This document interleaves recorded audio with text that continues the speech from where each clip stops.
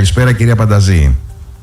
Καλησπέρα, κύριε Πράπα, καλησπέρα και σε όσες και όσους μας ακούν. Ευχαριστούμε πολύ που είστε σήμερα μαζί μας. Μπορείτε να μας πείτε νομικά, εσείς ως έγκριτη νομικός και σχετικά με τον Ηλία Κασιδιάρη, υπάρχει κάποιο παράθυρο που μπορεί να τον στείλει στη Βουλή μετά την αποφυλάκησή του, η οποία θα γίνει στις 15 Σεπτεμβρίου τελικά?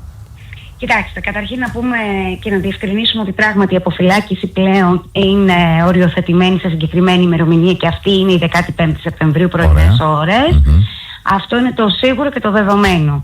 Η αλήθεια είναι ότι για τις ακριβείς πολιτικές του επιλογές και κινήσεις θα σας ενημερώσει ο ίδιος πάρα πολύ σύντομα, διότι πλέον η αντίστροφη μέτρηση για την οριστική του ελευθερία έχει ξεκινήσει και έχει επιλέξει συνειδητά να ενημερώσει τους φίλους και τους ανθρώπους που όλα αυτά τα χρόνια στέκονται πολιτικά στο πλευρό του, γιατί ξέρετε, ο Ηλίας Κασιδιάρης είναι ένα μοναδικό πολιτικό φαινόμενο, γι' αυτό και απασχολείται και δημοσιογραφικά και η εκπομπή σας, και πράγματι είναι ένας σταθμός που έχει ασχοληθεί με το θέμα επισταμένος και από την αρχή. Είναι ένας άνθρωπος ο οποίος, παρότι παρέμεινε κρατούμενος ενός σοφρονιστικού καταστήματος, κατάφερε ήδη το 2023 να έχει μια πολιτική παρουσία της τάξης του 5% με τη στήριξη του στο κόμμα Σπαρτιάτες, και αυτή τη στιγμή υπάρχουν πάρα πολλοί φίλοι και χιλιάδες δικοί του οπαδοί και ψηφοφόροι οι οποίοι περιμένουν τις πολιτικές του κινήσεις. Τις ακριβείς πολιτικές του κινήσεις και τα ακριβή πολιτικά του σχέδια θα μου επιτρέψετε να σας πω ότι θα τα ανακοινώσει ο ίδιος. Επειδή όμως υπάρχει μια παραφιλολογία, βλέπω και διάφορους συναδέλφους οι οποίοι βγαίνουν σε διάφορα τηλεοπτικά μέσα και μιλούν για το αν έχει δικαίωμα να κατέλθει, αν έχει δικαίωμα να έχει κόμμα, αν έχει δικαίωμα να είναι ιδρυτής μιας πολιτικής κίνησης κτλ. Θα σας πω τα εξής. Καταρχήν να διευκρινίσουμε ότι ο Ηλίας ο Κασιδιάρης είναι ο μοναδικός, και το λέω με τα λόγου γνώσεως, το είπανε και άλλοι συνάδελφοί μου ποινικολόγοι, οι οποίοι ασχολούμαστε με ποινικούς κρατούμενους και καταδίκους, είναι ο μοναδικός Έλληνας κρατούμενος ο οποίος αποφυλακίζεται με λήξη ποινής.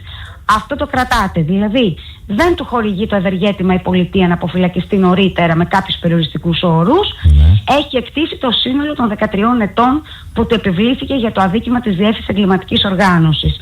Άρα πλέον έχουμε να κάνουμε με έναν ενεργό πολίτη, με ενεργή πολιτικά δικαιώματα και ενεργητικά, και δηλαδή του εκλέγει, και παθητικά και του εκλέγεστε, με έναν άνθρωπο που έχει λήξει ποινής και άρα δεν οφείλει στην πολιτεία και δεν του οφείλει και η πολιτεία κάτι. Είναι σαν να μιλάμε για τον οποιοδήποτε πολιτικό που θέλει να ασχοληθεί με τα κοινά.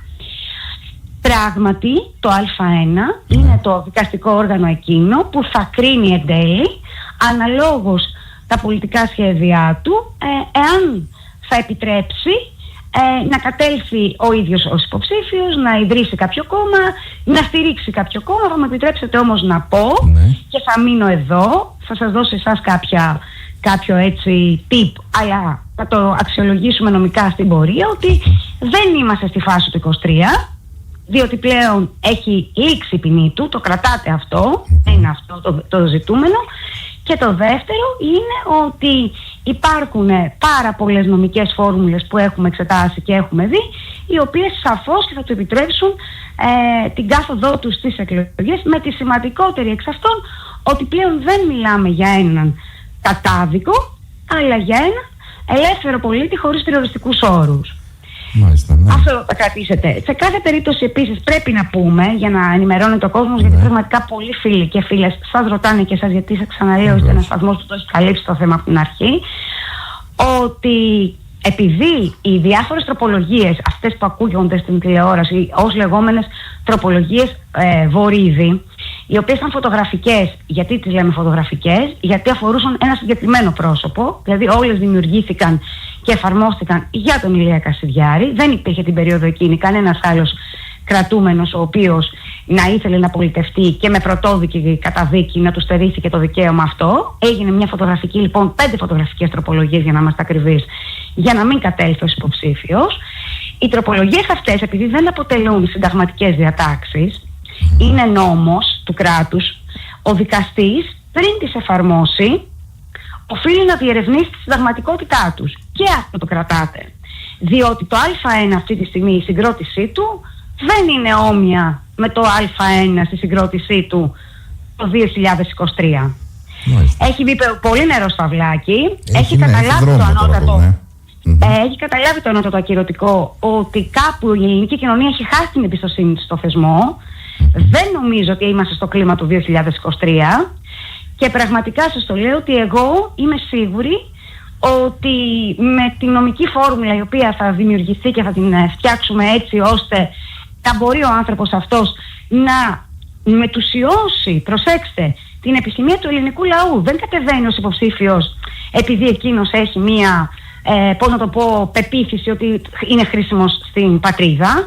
Ο κόσμος το ζητά, τον επιβραβεύει κάθε φορά και ξέρετε, εγώ έχω μια πεποίθηση πάντα, κύριε Πράπα, ότι οι δημοκρατίες δεν φοβούνται κανέναν, δεν φοβούνται τις ιδέες, δεν φοβούνται την διαφορετικότητα των ιδεών και αν ο ελληνικός λαός επιθυμεί ο άνθρωπος αυτός να είναι εντός της Βουλής, θα πρέπει να είναι εντός της Βουλής. Μάλιστα. Γιατί υπήρχαν σήμερα κάποιες πληροφορίες οι οποίες διαχέονταν ότι ο Ηλίας Κασιδιάρης για να είναι υποψήφιος θα πρέπει να ενταχθεί σε κάποιο κόμμα το οποίο δεν έχει καμιά πριν σχέση, αλλά έχει και ο ίδιος να μην έχει και να έχει και το ίδιο συμμετάσχει σε εκλογές.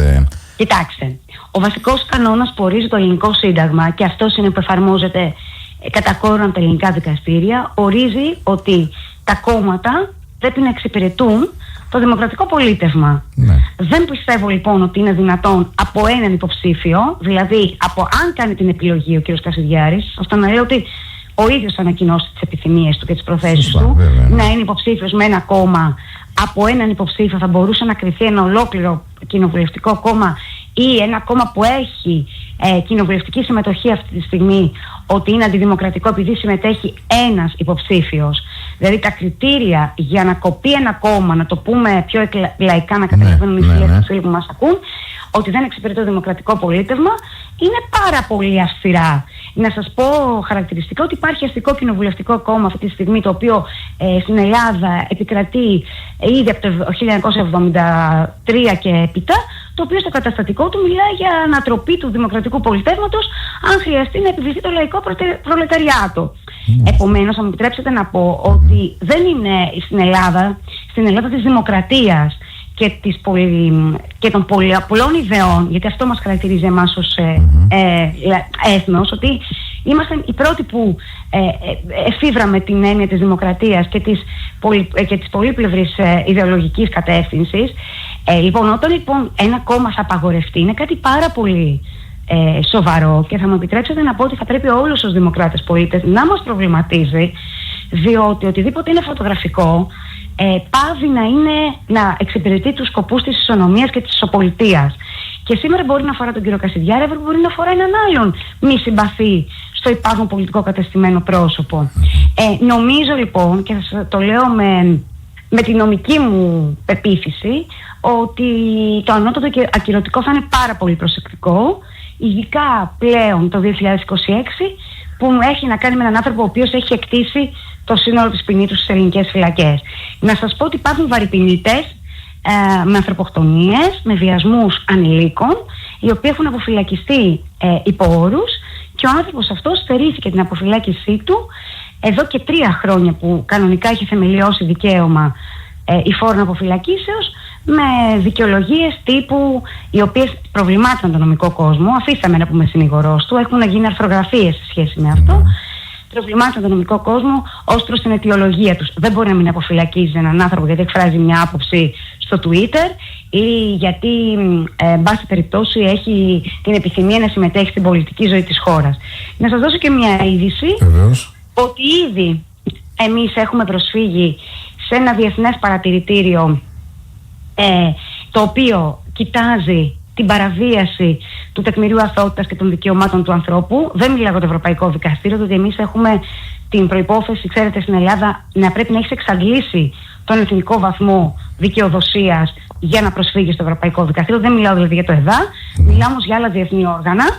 Μάλιστα θα σας πω ότι η Διεθνές Παρατηρητήριο για τα Ανθρώπινα Δικαιώματα ήδη έχει κάνει έκθεση κόλαφο για το γεγονός ότι το 23 απαγορεύτηκε στην Ευρωπαϊκή Ένωση το κόμμα Έλληνες, το οποίο δεν είχε καμία ποινική εμπλοκή. Να σας θυμίσω ότι ο κ. Κασιδιάρης έχει καταδικαστεί για το κόμμα Χρυσή Αυγή. Έτσι, δεν έχει καταδικαστεί για κάποιο άλλο κόμμα και στερήθηκαν την κάθοδό τους ως υποψήφοι άνθρωποι οι οποίοι δεν είχαν καμία εμπλοκή με τη δικογραφία, την επίδικη για την οποία, εν πάση περιπτώσει, έστω και τελεσίδικα, γιατί ακόμα δεν έχουμε αμετάκλητη καταδίκη, η δικαιοσύνη έχει αποφανθεί ότι υπήρξε θέμα ποινικής διερεύνησης. Στερήθηκαν λοιπόν άνθρωποι να είναι υποψήφοι, οι οποίοι δεν είχαν καμία σχέση και καμία επαφή ιδεολογική με το τότε κόμμα της Χρυσής Αυγής.